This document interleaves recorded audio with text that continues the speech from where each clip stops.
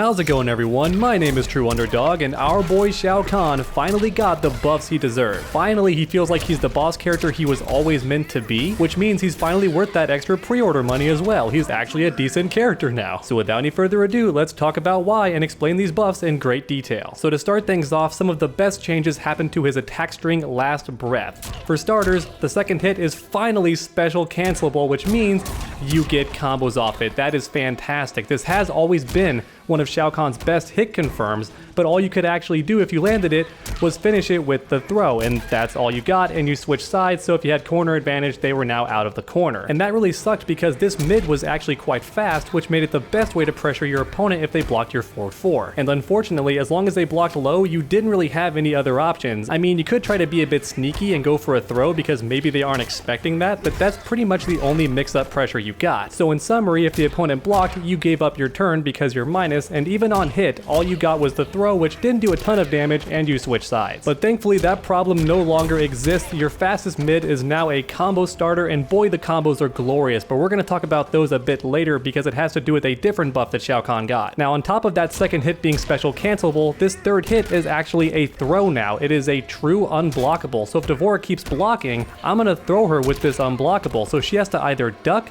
or jump straight up. That's the only way she can avoid this throw. Now, to be fair, if she does duck that throw, I'm eating a crushing blow uppercut, and even if she's already used the crushing blow, I'm still eating a full combo for missing this throw. However, that's where the mind games begin. If the opponent ducks even one of these throws on block, what you can do instead is go straight for his tackle, and you'll catch them ducking for a full combo. So what that essentially means is Shao Kahn is now even scarier on block. If you can force the opponent to block this forward 4, and they block these follow-ups, they now have to guess, are you gonna go for a throw?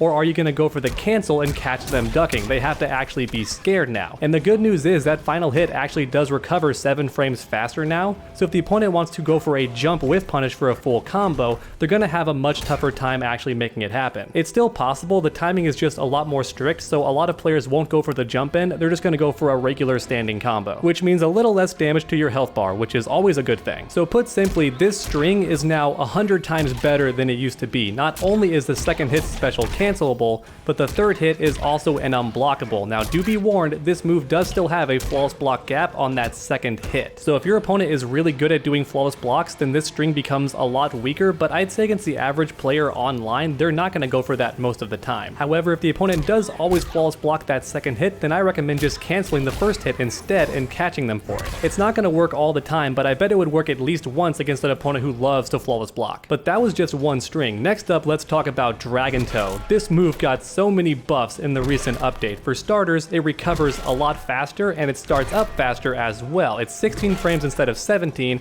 and recovers a lot faster on hit. And what that means is you can just keep doing it. In fact, in the corner, you can do it up to 4 times, but I only recommend doing it 3 times, otherwise you are missing out on damage, but just look how easy that was. And the damage you get off it is so good, look at that, over 32%, didn't cost me any bars, so if you whiff punish in the corner and bait an opponent's wake up, hit him with this, you're getting such easy damage, and then if you spin the bar, it's even crazier, you're getting easily over 40%, and I don't even think these combos are optimal, so just keep that in mind, it's a very easy 40% damage. And since this move is so fast, it's now your go-to way to extend combos in most situations. So for example, right here, if you land that, you might be thinking, oh, jumping 2 and then 2, 3 and then end with this, that's the usual combo, but no, you'd be wrong.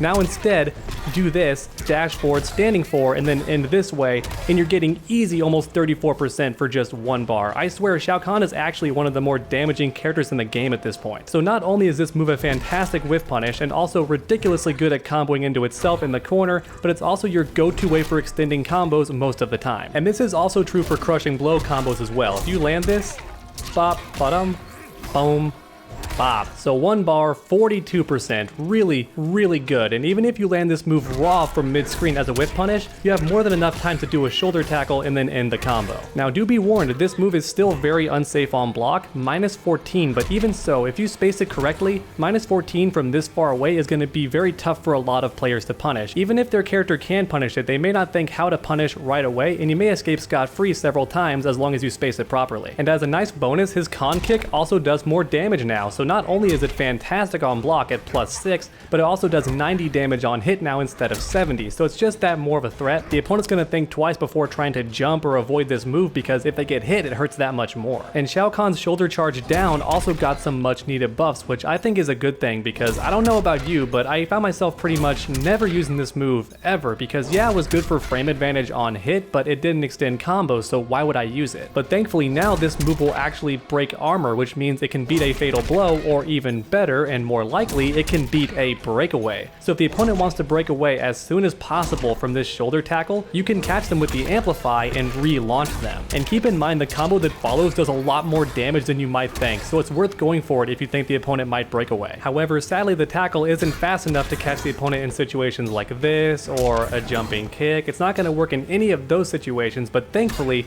both of Shao Kahn's anti-airs will also break armor as well. So his scum grab in variation 2 and also his skewered in variation 3 will both beat armor, which honestly makes them perfect for beating breakaway and means that Shao Kahn has 3 different armor break moves, a lot more than most characters. In fact, Shao Kahn may have more armor breaking moves than any other character, but someone please tell me in the comments below if that's true or not. So what this means is, even if the opponent delays their breakaway after something like an amplified shoulder charge, if you predict that, you can still catch them with the scum grab or skewered and still get some damage afterwards. Especially if you feel like amplifying the move because you get some decent damage, especially in variation 3 since skewered can actually amplify to extend combos, so even if the opponent breaks away, you're still getting a really good damage combo. And I should also mention that Shao Kahn's anti-airs actually have a better hurt box now, so if the opponent tries to do a jumping attack on you, your hit region is actually reduced, so check that out.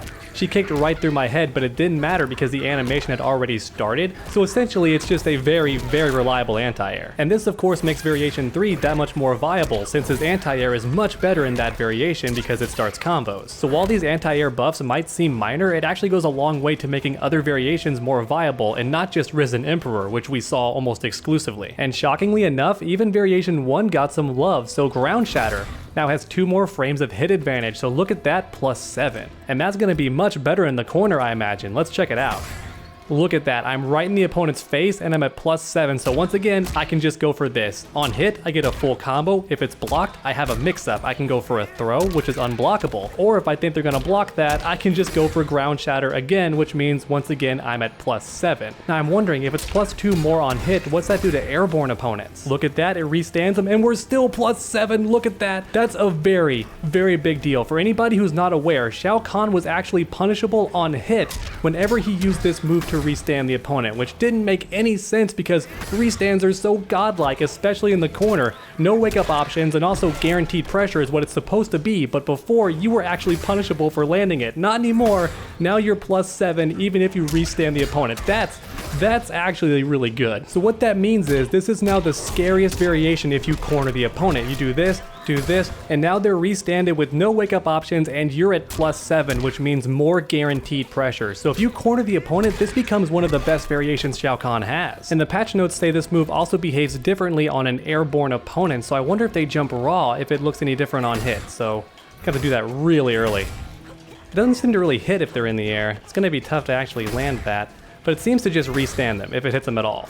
So it doesn't seem to act that much different on hit. I think they just meant that it's now actually plus on hit when they're in the air, which don't get me wrong, that's fantastic and something Shao Kahn always deserved. And keep in mind, you can also restand the opponent from mid-screen. It's not nearly as good because they're knocked so far away, but it is still an option if you want to go for it. And keep in mind, the enhanced follow-up also has better range as well, so it actually hits in front of Shao Kahn's hammer, as you just saw, and it does hit low, so it could catch a lot of players, especially if they're scared of his overhead leaping attack. And one final thing I almost forgot to mention is that Spear Charge, when you amplify, recovers 7 frames faster, so what that essentially means is it's just that much easier to combo after it, which is good. Once again, pretty much everyone played Variation 2, so even though a change like this may seem minor, I think it means a lot more players will mix things up and not just keep using Variation 2. And that's about it for all the different changes that Shao Kahn got. He is a much scarier character now. His combo damage is insane, his options and mix-ups are much better as well, and every variation got a little bit of a buff here and there. And even though all of these buffs are fantastic, there are some some things that Shao Kahn mains didn't get, like our fastest punish is still only 9 frames, so we're slower than everybody else, and we can't punish strings that every other character can. That's still a problem. And sadly, you still can't amplify shoulder charge on block, so you don't have other mix-ups that some characters have, like Kano after his Kano ball or Scorpion after his teleport. If the opponent blocks, they can punish you every single time without any fear. And sadly, his taunts in Variation 1 are still pretty much never going to happen against a skilled opponent unless you want to eat a full combo just for the giggles. And he also still has a really big gap if they block the Wrath Hammer, which means they get an uppercut and they get more damage than you. So sadly, those problems still exist, but even so, these changes for Shao Kahn are so substantial and I couldn't be happier, honestly. Once again, Shao Kahn finally feels like a boss character, and for players like me who just love combos, he definitely checks that box because these combos are fun, damaging, and satisfying. But please let me know your thoughts on Shao Kahn in the comments section down below. And while you're down there, please leave a like if you enjoyed the video. It really does help my channel out a ton. And finally, why not keep that combo going by subscribing and ringing that bell? That way you never miss a future video. Make sure to come back next time, and as always, stay underdogs.